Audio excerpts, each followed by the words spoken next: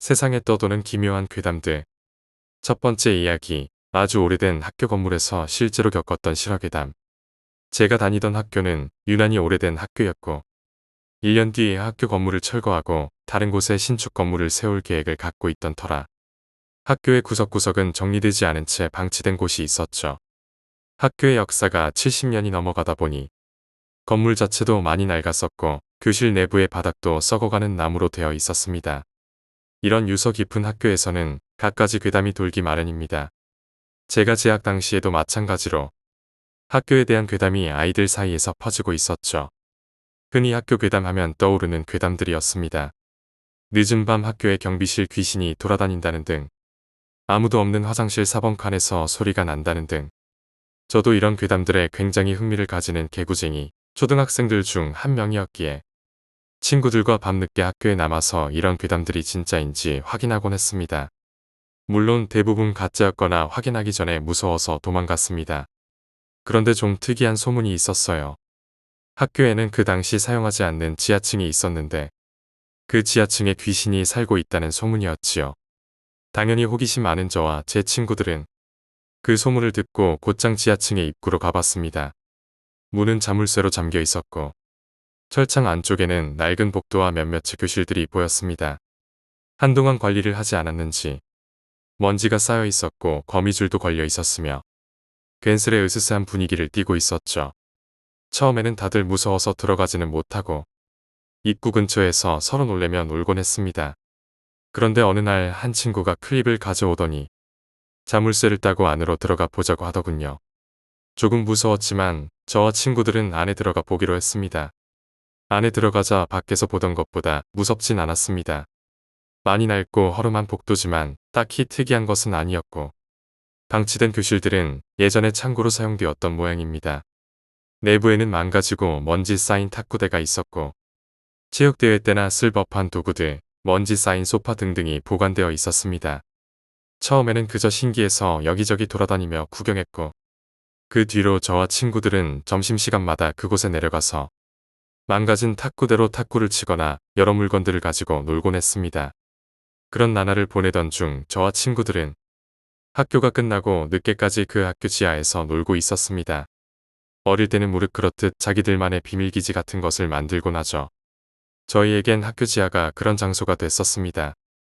해가 점점 지고 어스름한 저녁이 되자 슬슬 무서워지기 시작했습니다. 아무리 자주 오던 장소라고 해도 낡은 학교의 지하 교실은 성인이 된 지금 생각해봐도 무서울 정도로 으스스한 분위기를 풍겼죠. 특히 건물의 구조가 신기했던 것이 지하임에도 불구하고 창문이 있었는데 반지하 같은 구조로 복도의 벽의 위쪽 부분에 복도를 따라 길에 늘어선 창문이 있었고 크기는 보통 학교 창문 크기의 절반 정도였고 창문 앞에는 어린아이 한 명이 걸터 앉을 수 있을 정도의 창문턱이 있었습니다. 한창 친구들이 교실 안에서 놀고 있던 와중에 점점 어두워지자 복도에 있던 제가 아이들에게 한마디 했습니다. 애들아 점점 어두워지는 것 같아. 애들도 주변을 보더니 다들 그런 것 같다고 하던 찰나 한 친구가 대뜸 괴담에 대한 이야기를 하더군요. 그거 알아? 학교 지하실에 예전에 학교에 다니던 학생 귀신이 있대. 겁이 많던 저는 그 말을 듣고 살짝 무서워지려고 하고 있는데 갑자기 뒤에서 싸한 느낌이 들었습니다. 싸한 느낌에 뒤를 돌아봤지만 길고 컴컴한 복도만 눈에 보일 뿐 다행히 귀신은 보이지 않았죠. 그렇게 다시 앞을 보려고 얼굴을 돌리는 순간 저보다 어려 보이는 초등학생 1학년 정도의 까까머리의 아이가 창문의 틀에 앉아서 두 발을 앞뒤로 왔다 갔다 하고 있는 모습을 순간적으로 봤습니다. 그 아이는 일반 사람의 모습을 하고 있었지만 마치 유령처럼 온몸이 영혼처럼 푸르스름했었습니다. 순간적으로 식은땀이 났고 다시 그쪽을 바라봤지만 아무도 없었습니다. 근데 그 순간 교실에 있던 친구가 비명을 지르더군요. 비명을 지르며 나온 친구는 얼굴이 펄해졌고 교실에서 뛰어나와 복도를 따라 뛰어나가며 소리쳤습니다. 야, 빨리 튀어. 다들 그 친구의 비명에 깜짝 놀라 그 친구를 따라 달렸고 저도 겁에 질려 그 친구를 따라 나가려고 달리고 있었습니다. 달리던 도중 뒤가 궁금하여 뒤를 돌아본 순간 귓가에 속삭이는 듯한 목소리가 아직도 기억에 남습니다. 잘 가. 그 소리가 들림과 동시에 교실 안에서 아까 제가 보았던 창문에 걸터 앉아 있던 푸르스름한 까까머리의 아이가 나오며 어린아이처럼 씩 웃었습니다. 멀리서 봐서 그랬는진 모르겠지만 제 기억상 눈과 코는 없었고 입만 웃고 있었습니다. 저는 너무 겁에 질려 바로 학교 밖으로 뛰쳐나갔고 친구들과 헤어진 뒤에도 너무 무서워서 뛰어서 집으로 돌아갔었습니다.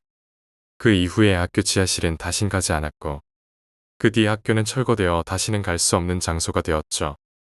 그 당시에 학교 지하교실에서 자살한 학생이 있었다거나 학교에서 사고를 당해 억울하게 죽은 학생이 있었다는 등의 소문이 있었는데 아마 그 아이가 그 소문 중 하나가 아니었나 싶기도 합니다. 지금 생각해보면 그 아이의 미소는 흉악스러운 입이 쭉 찢어지는 웃음이라기보다는 그냥 어린아이의 해맑은 웃음이었던 것 같네요. 두 번째 이야기, 미신. 노을이 지고 나니 마을은 금세 어둑어둑했다. 창문 너머 가로등이 켜지는 타이밍에 맞춰 집안의 스위치를 모두 올렸다. 곧바로 발전기에 기름을 마저 채우고 뒤뜰에 비상등을 켰다. 금세 집 주위가 환해졌다. 고작 몇 번 움직였다고 피로가 쌓인 것에 투덜거리며 소파에 푹 들어 누웠다. 마침 TV 채널에선 뉴스 프로그램이 한창이었다. 범죄 불안 장소 1위, 어두운 골목. 연쇄 살인 사건, 주로 어두운 저녁에 발생. 문득 생각이 났다. 언제부터 집에 가는 길을 걱정하지 않아도 됐을까? 혹여 무서운 괴담 따위가 머릿속을 헤매는 날이면 평소와 달리 모든 것에 두려움을 느끼는 법이다. 불 꺼진 화장실을 혼자 가지 못한다거나 집 근처 어두컴컴한 골목 지나기가 망설여지는 것처럼 어둠은 원초적인 공포로서 천천히 하지만 빠르게 사고를 마비시킨다. 하지만 마을에서는 전혀 문제될 거리가 아니었다. 말 그대로 사방에 밝은 빛이 넘쳐 흘렀다. 선과 악의 대립구조는 적어도 이 마을에서 균형을 잃은 지 오래였다. 담벼락이 번쩍번쩍거렸고 지붕 하나하나가 저 하늘의 별을 대신했다. 형형색색 빛의 잔상이 오로라를 만들어 골목길을 훑고 지나갔다. 촘촘하게 서 있는 가로등은 흡사 등대를 방불케 했다. 마침 크기도 거대했으니까. 가끔씩 마을에 드나드는 차량의 전조등이 끼어들 자리는 없었다. 이미 마을 어기부터 포화 상태였다. 낮과 밤의 경계선이 없어지며 누군가 한 명쯤 불편하긴 했을 것이다. 외지에서 온 사람들 모두가 과하다고 혀를 내둘렀으니 오죽했으면 지역관광센터의 지원금조차 단절됐을까. 그러나 용기 내어 나서는 이는 아무도 없었다. 감히 단언컨대 감히 나서지 못한 것이다. 시작은 박씨 할머니였다. 할머니, 이쪽을 이렇게 끼우고 돌리세요. 아니, 이 양반아 내가 무슨 힘이 있다고. 그래도 매번 올 순 없잖아요. 오면 되지. 자네도 내가 싫은가? 됐어요. 알아서 하세요. 얼마 전부터 집안에 불이 들어오지 않는다며 늘 투덜거렸고 마을 청년의 최 씨를 좀 부리듯 했던 늙은이였다. 주로 전등을 갈거나 촛대를 가져오는 자질구레한 일이었다. 꽤 가까운 거리에 살고 있기 때문에 몇 번 인사를 했던 일이 잡심푸름으로 번져서 점점 기피하게 된 곳이지만 언젠가 그 이유를 물어봤었다. 할머니, 왜 밤이 무서워요? 박씨 할머니의 얼굴이 일그러졌다. 순간의 정적이 어색하기만 느껴져서 누나를 이리저리 굴리다가 뒤늦게 깨달았다. 할머니의 몸은 사시나무처럼 떨고 있었다. 너도 꼭 켜고 자라. 네? 뭐라고요? 그놈이 본다. 껌껌한 저기서. 글자 하나하나가 차갑고 정확하게 들렸다. 마을 사람들을 살살 볶아대던 목소리가 아니었다. 그놈이 본다. 밝게. 무언가에 홀린 듯 허공에 떠있는 눈동자며 쉴 새 없이 중얼거리는 모습에 이상한 기분이 들어 대문을 박차고 나왔다. 참 기괴한 모습이었다. 잡심부름은 나 대신 최 씨가 뒤를 이었다. 그리 오래 가지는 못했다만 유일하게 돌봐주던 최 씨가 잠시 자리를 비운 사이 전등이 나갔는지 고래고래 소리를 지르더란다. 마침 나도 집에 없을 때라 직접 들은 건 아닌데 글쎄 평소처럼 하대했을 목소린지 아니면 필사적으로 살기 위한 목소린지 차갑게 식은 박씨 할머니는 아무런 말이 없었다. 조촐한 장례식이 열리고 하나 둘 마을 사람들의 조문이 이어졌다. 침침한 거 싫어하던 노인네가 불쌍하게 곱게 가지 못할 망정 꼴사납게 모여 이게 이 사람이 맞잖아. 지 자식들도 도망가서 내가 상주하는 마당에 청년의 최 씨는 필요 이상으로 솔직한 사람이었다. 어르신들의 만류에도 굴하지 않고 제 할 말을 뱉어냈다. 그동안 잡일했던 것이 많아 폭발한 것인지 술 기운 때문인지 얼굴이 울그락불그락했다. 꼴랑 전구 하나 나간 거 가지고 호들갑 떨더니 그는 올빼미와 족속이 같은 야행성 인간이었다. 박씨 할머니와는 정반대로 어둠과 친한 부류였다. 저녁에 술을 마시러 나갔다가 날이 밝아서야 휘청휘청 기어오는 한량이 맞겠다. 매일 새벽을 울리는 닭 마냥 사실 울음소리가 아니라 음주 가무였지만 최 씨가 집에 돌아오는 시간은 항상 오전이므로 사방이 밝을 수밖에 없다. 그게 억울하고 분한 건지 한바탕 소리를 내뱉고 커튼을 확 치는 모습이 그의 일과 마무리였다. 마을 사람 모두 한심하게 바라봤어도 큰 사고 하나 일으키지 않았기에 혀만 찼었다. 최 씨는 박씨 할머니 장례식 며칠 뒤에 발견되었다. 본인 집안 불빛 따위 들어오지 못하게 막아놓은 모습으로 마을에 살면서 처음으로 그가 조용한 날이었다. 박씨 할머니가 그토록 찾아 헤맸던 빛. 최 씨가 대수롭지 않게 생각했던 빛은 점차 마을에 각인되었다. 어두우니까 당한 거요. 껌껌하니까. 어떤 이의 용기를 낸 발언은 그 자리에 있던 모두의 귓가를 스쳤다. 생각해보니 틀린 말은 아니었다. 맞아, TV서도 그러더라고. 밤길 조심해라, 불을 켜놔라. 무섭잖아. 그리고 모여든 사람들의 입거품과 함께 마을 분위기는 서서히 변해갔다. 미신은 사람들의 의식에 자리 잡고 둥지를 틀었다. 밤이 되어도 전등을 일체 끄지 않는 건 불안해하던 누군가가 먼저 시작했을 것이다. 사소한 생존 본능이었다. 다른 말로 본격적인 계기였고 빛을 숭배하는 광신도처럼 눈부시다 싶은 건 아낌없이 사들였다. 건물 외벽이나 대문, 현관문, 창문의 전구들이 벌레처럼 매달렸다. 아폴론의 신전이 여럿 세워졌다. 마을에 몇 개 되지 않는 가로등이 꼴보기 싫어서 더 많이 세우기 위한 모금을 시작했다. 끝없는 신앙심은 본인들이 만족할 때까지 멈추지 않았다. 결국 이 모양 이 꼴이 되어버렸지만 모두가 안도하기 시작했다. 빛은 사라지지 않음을. 잠깐 먹을 것을 사려고 현관문을 열자 얼마 전 교체한 가로등 빛이 눈가를 마구 쑤셔댔다. 절로 고개가 숙여졌다. 들고 있던 지갑을 도로 주머니에 쑤셔넣고 눈을 비볐다. 빨갛게 남은 잔상이 시야를 흐렸다. 현관문을 대충 잡고 쾅 닫았다. 약간 짜증이 올라왔기 때문에 힘 조절이 되지 않았다. 특별히 주문 제작했다고 들었는데 돈을 얼마큼 쳐 부은 거야? 오밤중과 어울리지 않는 밝기에 감탄하느라 멀리서부터 작은 불빛이 다가온 줄 몰랐다. 섬광의 후유증이 점차 사그라들자 곧 익숙한 얼굴을 마주했다. 안녕하세요. 경비 아저씨는 모자를 고쳤으며 반갑게 미소 지었다. 들고 있는 손전등이 우연찮게 본인 얼굴을 비추면서 비 오듯 쏟아지는 땀방울이 클로즈업 됐다. 요새 날씨가 더워져서 힘드시겠어요. 별거 아냐, 한두 번 하니. 그래도 힘든 건 마찬가지죠. 오래전부터 마을 내 경비를 자처하시고 매일 하루도 빠짐없이 마을 순찰을 하고 계셨으니까. 아저씨는 별것 아니라는 듯 여유로운 제스처를 취했다. 혹시 거기 들리셨어요?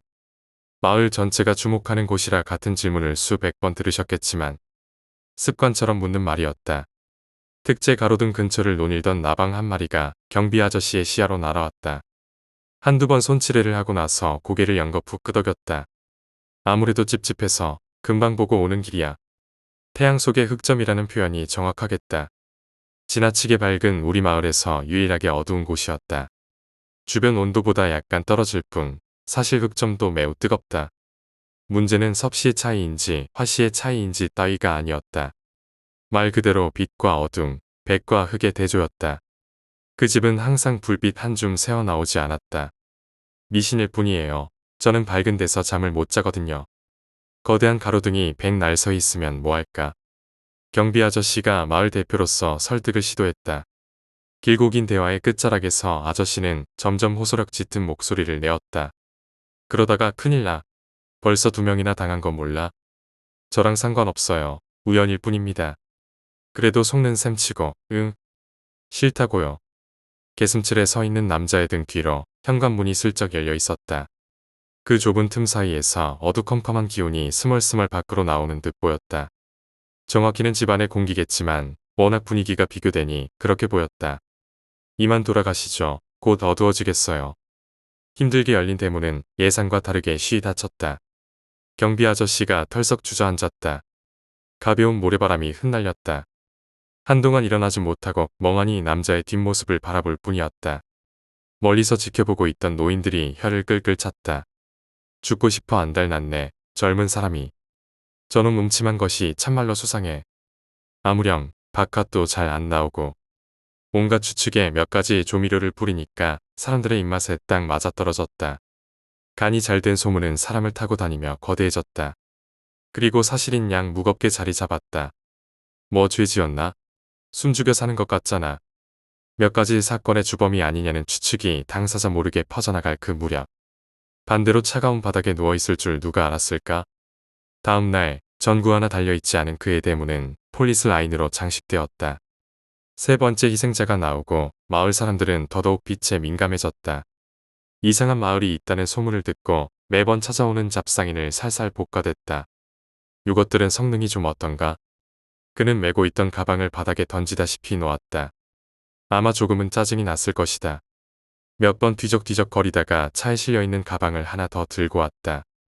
별 차이 없으니까 대충 골라보라고. 이건 뭐예요?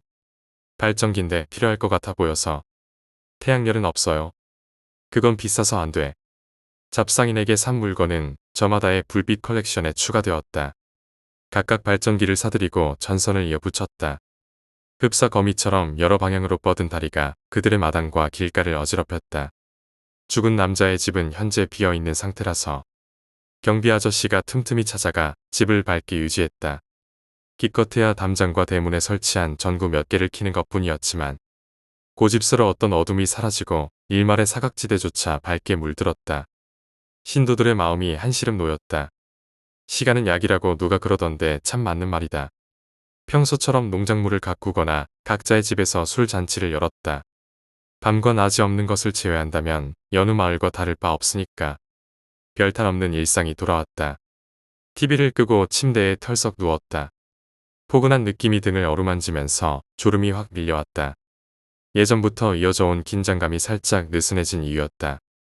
크게 아픔을 하다가 입술이 약간 찢어졌지만 잠깐 찡그리고 말았다. 천장에서 뛰노는 양을 300마리 정도 셀 즈음 눈꺼풀이 엄청 무거워졌다. 깜빡 형광등이 몇 번 지랄하더니 아예 나가버렸다.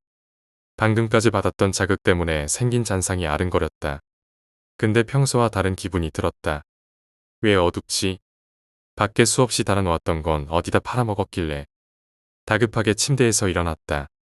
둔탁한 소리와 함께 방바닥에서 짧은 공명이 일어났다. 아무렇게나 손을 뻗어서 앞을 휘저었다.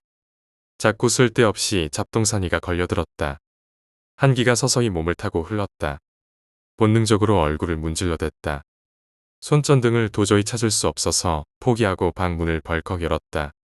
환하게 마주해야 할 거실이 침묵하고 있었다. 발전기가 꺼졌다. 오일이 떨어졌다는 경고음이 이제 와서 들리기 시작했다. 거실 스위치를 다급하게 문질렀다. 어느 쪽이건 달라지는 건 없었다. 욕짓거리를 수십 번 내뱉으니 이성이 돌아왔다. 뻣뻣하게 굳은 몸이 슬슬 풀어졌다. 눈이 서서히 어둠에 적응하고 형체를 구별하기 시작했다.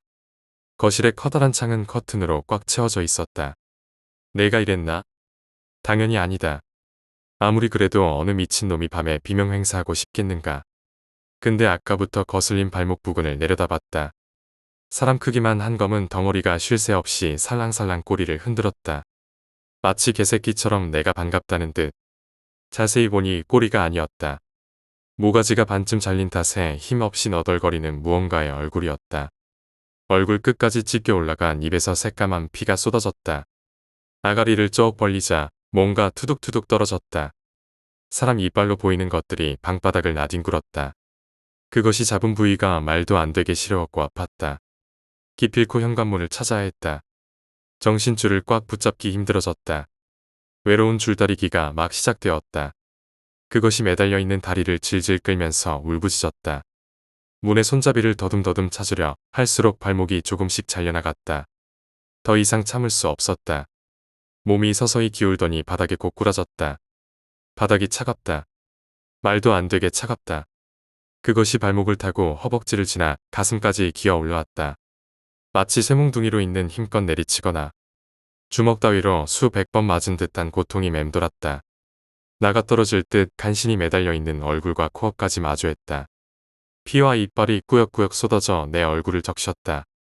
살면서 이만큼 정신 나간 적이 없었는데 피가 거꾸로 돌고 눈가에 흰자가 도배될 즈음 손전등의 작은 빛은 생각보다 따뜻했고 그것을 쫓아내기 충분하게 밝았다. 옥주에 오던 한기가 어느새 사라지고 없었다. 눈물이 왈칵 쏟아졌다. 경비 아저씨가 서둘러 나를 업고 밖으로 뛰쳐나갔다. 감사합니다. 감사합니다. 가로등 불빛이 제일 먼저 시야에 들어 오자 근육이 축 늘어졌다. 꼴사납게 오줌을 지리고는 기절해버렸다. 햇볕이 따갑게 내리쬐고 있었다. 급하게 이불을 들춰냈다. 얼떨결에 바닥에 떨어진 부분은 다시 올려놓았다. 집은 어제의 분위기를 찾아볼 수 없을 정도로 밝았다. 발전기가 돌아가는 소리가 조그맣게 들렸다. 거실의 형광빛은 아직 스위치가 눌려져 있었는지 환하게 들어왔다. 경비 아저씨가 고쳐놓은 듯했다. 순간 어제의 기억이 떠올라 바지를 올리고 발목을 확인했다. 다행히 잘리거나 부러지지 않았다. 깊은 한숨을 내쉬었다. 소리가 제법 컸는지 나갈 채비를 마치고 문으로 나서는 경비 아저씨가 나를 돌아봤다. 감사합니다. 아저씨는 모자를 고쳐 눌러쓰고 현관문을 활짝 열었다. 그토록 갈망하던 빛이 집을 파고들며 따스한 기운이 퍼져들었다. 오랜만에 아들 생각이 나서 첫 희생자는 박씨 할머니라고 말했지만 오래전에 한 사람이 더 있었다. 지금과 어울리지 않게 어두컴컴한 밤. 불빛 한 점 없는 이 마을에 사망자가 발생했었다. 집안에서 싸늘하게 식은 어린아이가 발견됐고 아이 아버지는 잠시 외출 중이었다.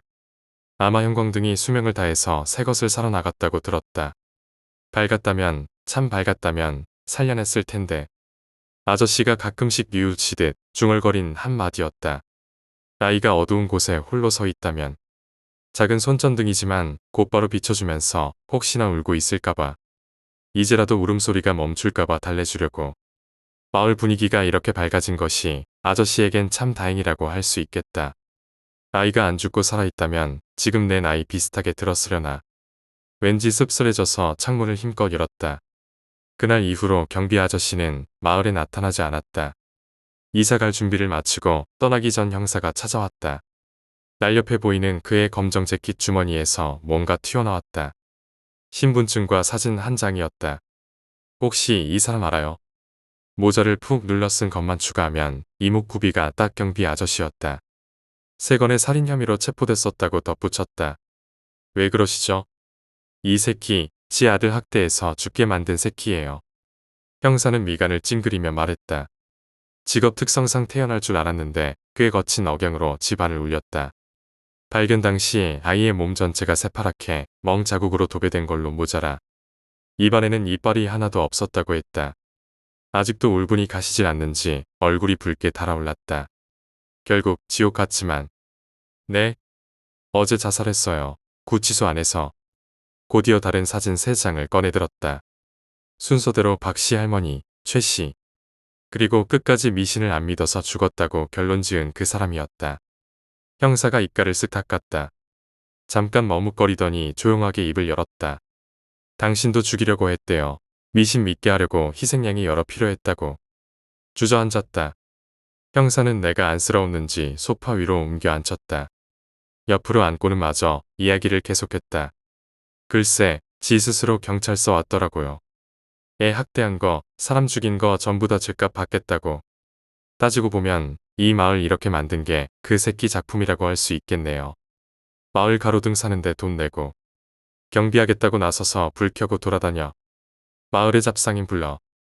사람들 말로 현혹시키고 죽일 땐 다 끄고 죽여. 지 아들 귀신이 많이 무서웠나 봐. 근데 말이야. 물을 갖다 주려고 일어선 형사가 질문을 던졌다. 당신은 왜 살려줬을까요?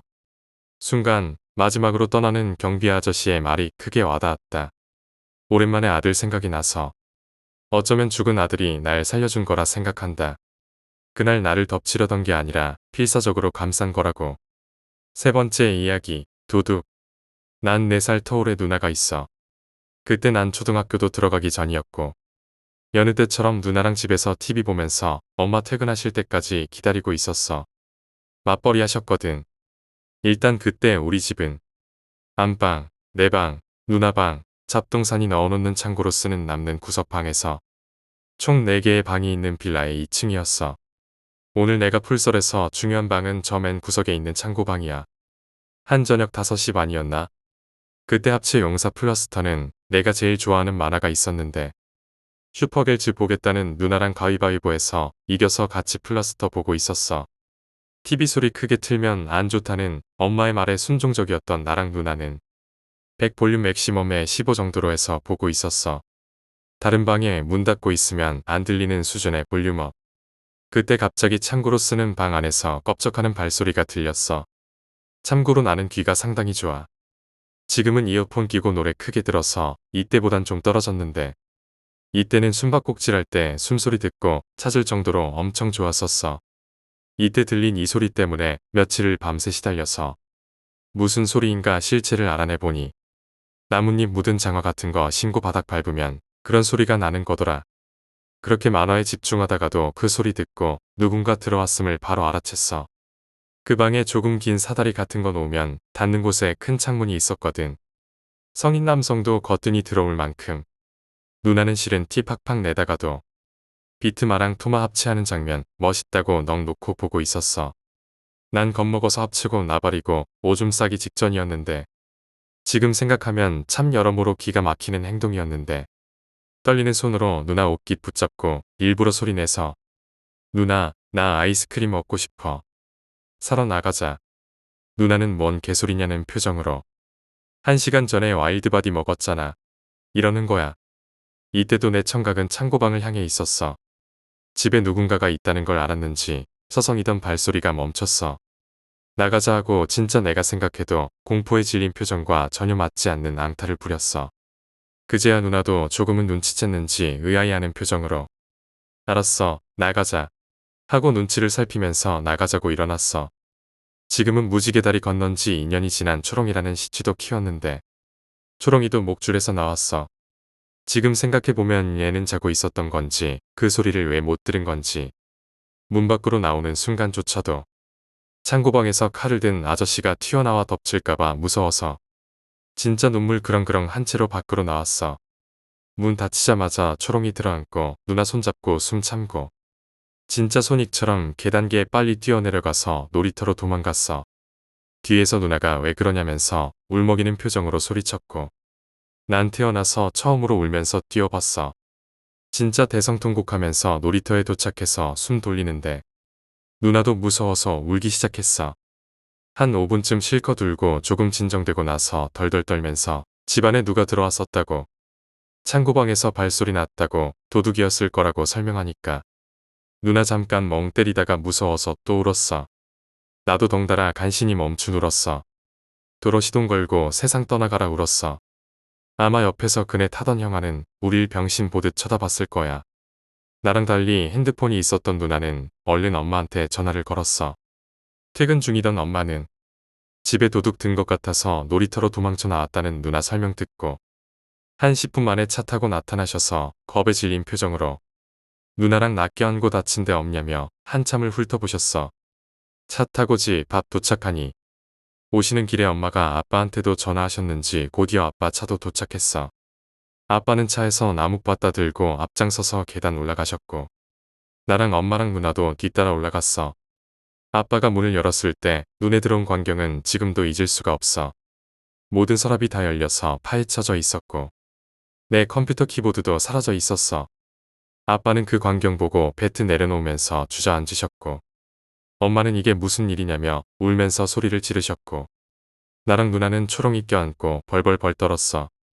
한 30분쯤 지나서 경찰관 2분이 집으로 오셨는데 나랑 누나는 방 안에 들어가서 이불 뒤집어 쓰고 덜덜덜 떠느라고 무슨 말이 오갔는지는 모르겠어. 다만 명탐정 코난에 나왔던 것처럼 현장 조사 이런 걸 바로 안 해서 조금 실망했던 기억이 나. 나중에 다시 오셔서 조사했던가 그랬는데 이건 잘 기억이 안 나. 경찰 2분 가시고 엄마 아빠 한참 한숨 쉬시다가 나랑 누나 불러서 무서웠을 텐데 오늘은 나가서 맛있는 거라도 먹자고 하고 다 같이 나갔어. 그때는 집은 왜 안 치우는 거지 의아했는데 지금 생각해보면 현장 보존이었네. 아직도 벌벌 떨고 있던 나랑 누나는 뭐 먹을까 하고 물어보는 아빠 말에 대답도 제대로 못하고 있었는데 빌라 앞을 벗어나는 순간 집 뒤쪽에서 터벅하는 큰 발소리와 함께 막 뛰어가는 소리가 들렸어. 이번엔 나 말고도 누나, 엄마, 아빠 모두 다 들었고 뒤를 돌아보니 어두웠지만 집 뒤쪽 골목으로 누군가가 뛰어가는 그림자가 보였고 아빠가 야 하고 소리치니 그 그림자는 더욱 황급히 뛰어 시야에서 사라졌어. 집 뒤로 돌아가 보니 그 창고방의 창문이 열려 있었고 초롱이가 짖는 소리가 그리로 새어나오고 있었어. 집으로 다시 올라가 창고방을 확인해 보니 아까까진 닫혀 있던 사람 하나가 들어갈 만한 크고 낡은 장롱이 열려 있었어. 우리 가족은 다 얼어버렸어. 상황 설명을 하자면 경찰은 현장 사진만 찍고 아무것도 안 건드렸어. 우리도 아무것도 안 건드렸고 우리가 집을 들어간 순간부터 경찰이 오는 순간까지 그때 닫혀있던 장롱 안에는 아직 도망가지 못한 그 도둑이 숨어 있었던 거야. 우리가 나가니까 도망간 거고 만약 경찰이 늦게 왔다면 그리고 그 도둑이 강도였다면 별의별 상황들이 뇌리를 스쳐 지나가면서 다리가 풀렸고 그렇게 한참을 주저앉아 있었던 것 같아. 저녁은 집 밥 고깃집에서 돼지갈비에 냉면 먹었어. 이게 내가 기억하는 가장 무서운 사람 관련된 얘기야. 귀신도 많이 봤지만 귀신보다 사람이 더 무서워.